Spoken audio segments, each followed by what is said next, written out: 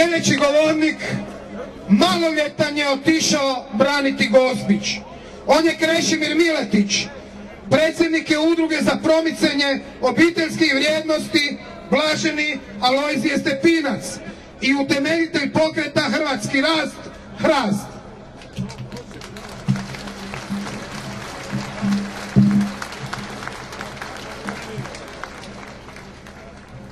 Postoje granice koje se ne mogu mijenjati, postoje rovovi koji se ne mogu napuštati, postoje dani kada Hrvati trebaju stati zajedno jedan uz drugoga i napuniti Hrvatski sabor poštenim, nekorumpiranim, domoljubnim ljudima i građanima.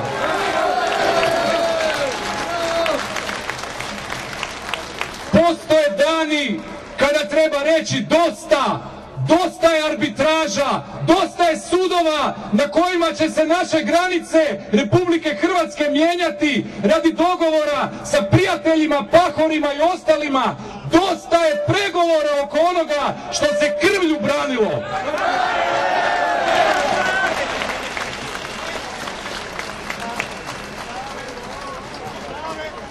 S ovoga skupa još jedanput i nikada dosta ponoviti.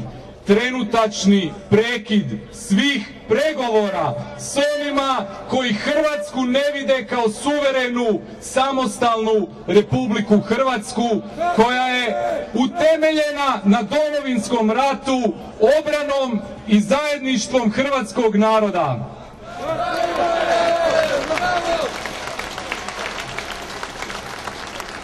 Hrvatski građani,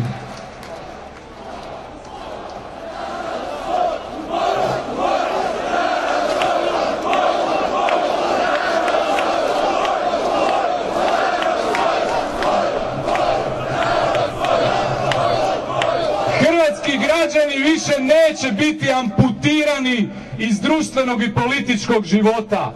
Hrvatski građani više neće birati liste koje sklapaju vrhovi stranaka partitokratski uređenih, na koje stavljaju ljude koji su se dokazivali po korupciji, po služenju interesima onih koji ih na ta mjesta stavljaju nakon više godina krađe, lopovluka, držanja ljestava onima koji su doveli Hrvatsku pred bankrot, stvorili od nje drugorazrednu svjetsku državu, prezaduženu sa 40 milijardi eura duga.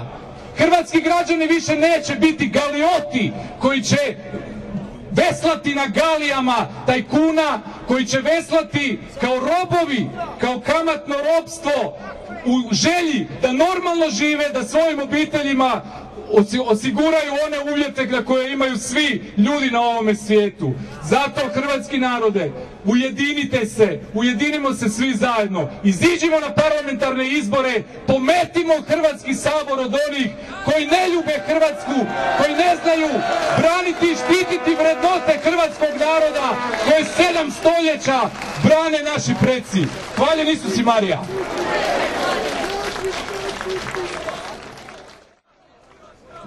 Ovdje je s nama i dragovoljac Domovinskog rata, ugledni povjesničar